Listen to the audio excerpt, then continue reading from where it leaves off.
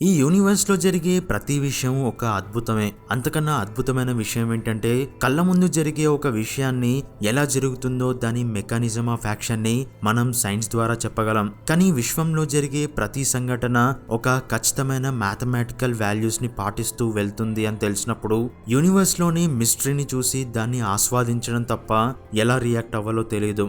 సరిగ్గా అలాంటిదే ఈ బైఫ్యూరికేషన్ స్ట్రక్చర్ కూడా. ఈ బైఫ్యూరికేషన్ స్ట్రక్చర్ యొక్క డిస్కవరీ అనేది మనం ఈ యూనివర్స్ ని చూసే కోణాన్ని పూర్తిగా మార్చేసింది అని చెప్పుకోవచ్చు. అంతలా ఈ స్ట్రక్చర్లో ఏముంటుందో ఇప్పుడు తెలుసుకుందాం. ముందుగా కొంతమంది మ్యాథమెటిషియన్లు వాళ్ళకు నచ్చిన ఏదైనా ఒక నెంబర్ని తీసుకొని ఆ నెంబర్ని దానితోనే గుణించుకుంటూ వచ్చిన ఆన్సర్ని మళ్ళీ గుణిస్తూ వెళ్ళారు. అలా వెళ్లే కొద్దీ వాటి వాల్యూస్ అనేవి ఎక్కడో ఒక దగ్గర ఆగకుండా అలా వెళుతూనే ఉండడాన్ని గమనించారు. కానీ కొన్ని నెంబర్స్ని గుణించినప్పుడు అవి అక్కడే ఆగిపోవడం లాంటిది కూడా గుర్తించారు. ఎగ్జాంపుల్కి -1 × -1 = 1 లేదా 1 × 1 = 1. అలాగే జీరోని కూడా మళ్ళీ జీరోతో గుణిస్తూ వెళితే చివరికి జీరోనే వస్తుంది. కానీ -1, 1, 0 తప్ప మిగతా నెంబర్స్ని మల్టిప్లై చేస్తూ వెళితే ఆ నెంబర్స్ అనేవి పెరుగుతూనే పోతాయి. దీన్నే ఇటరేషన్ అంటారు అని మనం చెప్పుకున్నాం. సో ఇక్కడ పాయింట్ ఏంటంటే ఇప్పటి వరకు మనమే క్రియేట్ చేసాం అని అనుకుంటున్న మ్యాథమెటిక్స్లో ఇలాంటి క్యాలిక్యులేషన్స్ అనేవి మనం కూడా మార్చడానికి వీలులేని నియమాన్ని ఎలా పాటిస్తున్నాయి అని అనుకుంటాం. అంటే ఇక్కడ ఎందుకు కొన్ని నెంబర్స్ని మల్టిప్లై చేయడం ద్వారా వాటి వాల్యూస్ అనేవి పెరుగుతున్నాయి అండ్ ఎందుకు కొన్ని నెంబర్స్ అక్కడే ఆగిపోతున్నాయి అనేదే ప్రశ్న. ఇలా ఆ నెంబర్స్ పెరగడం అలాగే ఆగిపోవడం అనే ప్రాసెస్ ఈ యూనివర్స్ గురించి మనకేదైనా చెప్పాలి అనుకుంటుందా అని కొంతమంది మ్యాథమెటిషియన్లు దాన్ని ఒక గ్రాఫ్ రూపంలోకి మార్చి దానికి ఒక రూపాన్ని ఇవ్వాలి అనుకున్నారు. అప్పుడే మ్యాండెల్బ్రూట్ అనే మ్యాథమెటిషియన్ x² + c అనే ఒక క్యాలిక్యులేషన్ ని తీసుకున్నాడు. ఇది కూడా ముందు చెప్పుకున్నట్లు ఒక ఇటరేషన్ పద్ధతి లాంటిదే. అయితే ఈ క్యాలిక్యులేషన్ లో దాన్ని గ్రాఫ్ మీద ఒక రూపంలోకి మారిస్తే ఇలాంటి ఒక ఆకారం వచ్చింది. దీన్నే మ్యాండెల్బ్రూట్ సెట్ అంటారు. సో ఈ ఆకారం ఎంత విచిత్రమైనది అంటే ఈ ఆకారంలోని అంచులను మనం జూమ్ చేసి చూసే కొద్దీ దానికి అంతం అనేది లేకుండా మళ్ళీ దాని అంచులకు అలా వెళుతూనే ఉంటుంది. అయితే ఈ మ్యాండెల్బ్రూట్ సెట్లో కొన్ని సంఖ్యలను మాత్రమే గుణించినప్పుడు మ్యాండెల్బ్రూట్ సెట్లో ఒక సింగిల్ లైన్ అలాగే ట్రయాంగిల్ అలాగే నక్షత్రం ఆకారం ఇలాంటి 5 ఆకారాలు రావడాన్ని గమనించారు. అంటే ఈ ఆకారాలు ఉన్న దగ్గర మాత్రమే ఆ ఇటరేషన్ వాల్యూస్ అనేవి ముందు చెప్పుకున్నట్లు ఒక దగ్గర ఆగిపోవడం జరిగింది. అంటే -1 × -1తో ఎన్నిసార్లు గుణించినా సరే చివరికి ఒకటే వచ్చినట్లుగా ఈ ఆకారాల దగ్గర కూడా వాల్యూస్ అనేవి ఆగిపోయాయి. కాబట్టి వీటి దగ్గర మాత్రమే వాల్యూస్ అనేవి ఎందుకు ఆగిపోయాయి అనే ఆలోచన మ్యాథమెటిషియన్లకు వచ్చింది. అప్పుడు ఎక్కడైతే ఆ వాల్యూస్ మల్టిప్లై అవ్వకుండా ఆగిపోయాయో ఆ వాల్యూస్ ని మళ్ళీ ఒక ఆకారంలోకి మార్చడం జరిగింది. అప్పుడు వాళ్ళకి ఇలాంటి ఒక కొత్త షేప్ వచ్చింది. ఇది చూడడానికి ఏదో ర్యాండమ్ డయాగ్రామ్ లా ఉంటుంది. కానీ ఇక్కడే మ్యాథమెటిషియన్లకు ఒక మైండ్ బ్లోయింగ్ విషయం తెలిసింది. అదేంటంటే ప్రతి జీవజాతికి దాని జనాభా ఎంత వేగంగా పెరుగుతుంది అనేది చెప్పడానికి ఒక క్వాంటిటీ ఉంటుంది. ఆ క్వాంటిటీనే గ్రోత్ రేట్ అంటారు.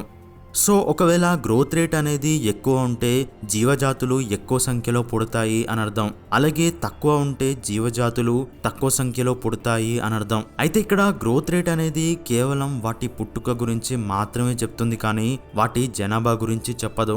ఎందుకంటే ఒక జీవజాతి ఎంత సంఖ్యలో పుట్టినా కానీ ఎన్విరాన్మెంట్ కండిషన్స్ వల్ల వాటిలో కొన్ని చనిపోయే అవకాశం ఉంటుంది. కాబట్టి కొంతమంది మ్యాథమెటిషియన్లు ఏం చేశారు అంటే ఈ గ్రోత్ రేట్ కి అలాగే జీవజాతి యొక్క పాపులేషన్ కి ఒక గ్రాఫ్ ని గీసి చూశారు.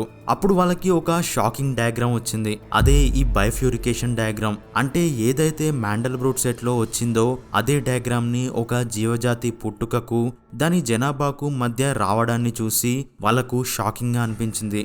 ఈ డయాగ్రామ్ మనకి ఇక్కడ ఏం చెప్తుంది అంటే మొదట గ్రోత్ రేట్ ని పెంచుకుంటూ పోతే ఒక పర్టికులర్ వాల్యూ దగ్గర జీవజాతి జనాభా ప్రతి సంవత్సరం ఒకటే ఉంది. ఆ తర్వాత జీవజాతి యొక్క జనాభా 2గా విడిపోయింది. అంటే దీని అర్థం జనాభా ఒక సంవత్సరం ఇంత అలాగే ఇంకో సంవత్సరం ఇంత ఇలా మారుకుంటూ వచ్చింది. ఆ తర్వాత గ్రోత్ రేట్ ని ఇంకా పెంచినప్పుడు ఈ బైఫ్యూరికేషన్ డయాగ్రామ్ లో లాగా జీవజాతి యొక్క జనాభా 4గా విడిపోయింది. అంటే దీని అర్థం జీవజాతి యొక్క జనాభా జనాభా ప్రతి సంవత్సరం మారుకుంటూ వచ్చింది. అంటే ఒక సంవత్సరంలో ఇలా నెక్స్ట్ ఇయర్ ఇంత ఇలా మారుకుంటూ వచ్చింది.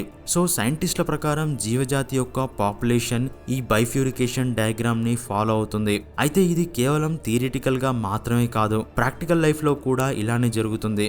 అసలు నేచర్లో జరిగే ఈవెంట్స్ అనేవి మ్యాథమెటికల్ క్యాలిక్యులేషన్ ప్రకారం ఇంత ఖచ్చితత్వంతో ఎలా జరుగుతున్నాయి అనేది ఇప్పటికీ మిస్టరీనే.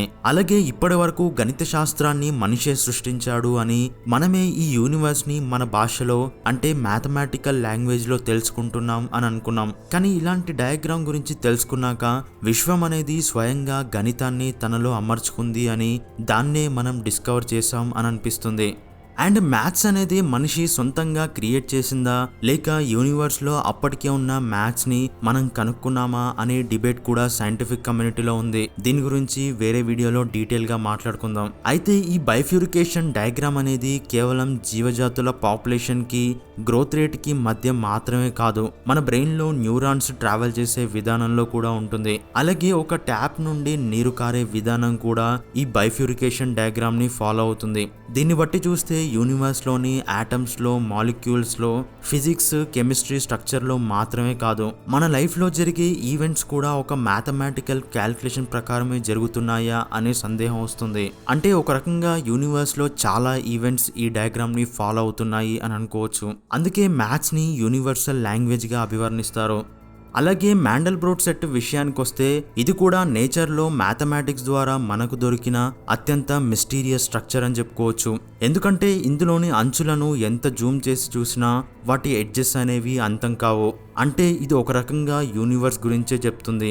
అంటే ఎలా అయితే యూనివర్స్ ని ఎక్స్ప్లోర్ చేస్తూ వెళ్ళినా కొద్దీ దానికి అంతం అనేది ఉండదో, అలాగే ఈ మ్యాండెల్బ్రోట్ సెట్ యొక్క అంచులకు కూడా అంతం అనేది లేదు. ఎందుకంటే ఈ స్ట్రక్చర్ కూడా యూనివర్స్ లోని నెంబర్స్ తోనే గీయడం జరిగింది కాబట్టి ఒక రకంగా ఇది యూనివర్స్ ని రిప్రజెంట్ చేస్తుంది అని అనుకోవచ్చు. అండ్ ఇది కొద్దిగా చూడ్డానికి ఒక తాబేలు రూపంలో ఉంటుంది. ఈ ఒక్క డయాగ్రామ్ అనేది మన యూనివర్స్ ఎలాంటిదో చెప్పగలదు. అలాంటి డయాగ్రామ్ ని మ్యాథమెటిక్స్ ద్వారా కనుక్కున్నారు. సో ఇలాంటివి చూసినప్పుడు యూనివర్స్లోని కాంప్లెక్సిటీ యొక్క బ్యూటీని ఆస్వాదించడానికే మనం యూనివర్స్ని ఎక్స్ప్లోర్ చేస్తున్నామా అని అనిపిస్తుంది. అంటే మనిషి యూనివర్స్ని ఎక్స్ప్లోర్ చేయడానికి ముఖ్య కారణం కేవలం క్రియేషన్ గురించి తెలుసుకోవడం మాత్రమే కాదు, యూనివర్సల్ ఎక్స్ప్లోరేషన్లో ఉన్న సాటిస్ఫాక్షన్ మరెందులోనూ ఉండదు. కాబట్టి ఆది మానవుడి నుండి కొన్ని వేల తరాల వరకు మనిషి అన్వేషణ ఎప్పటికీ కొనసాగుతూనే ఉంటుంది అని చెప్పుకోవచ్చు. సో ఈ వీడియోలోని ఇన్ఫర్మేషన్ మీకు నచ్చితే తప్పకుండా లైక్ బటన్ని ప్రెస్ చేసి మీ సపోర్ట్ని నాకు తెలియజేయండి. అలాగే ఇలాంటి ఎగ్జైటింగ్ సైంటిఫిక్ విషయాల గురించి తెలుసుకోవడానికి మన ఛానల్ని సబ్స్క్రైబ్ చేసి పక్కనే ఉన్న బెల్ ఐకాన్ని క్లిక్ చేయండి. అండ్ ఈ వీడియోపై మీ అభిప్రాయాన్ని కింద కామెంట్ రూపంలో నాకు తెలియజేయండి. Thanks for watching.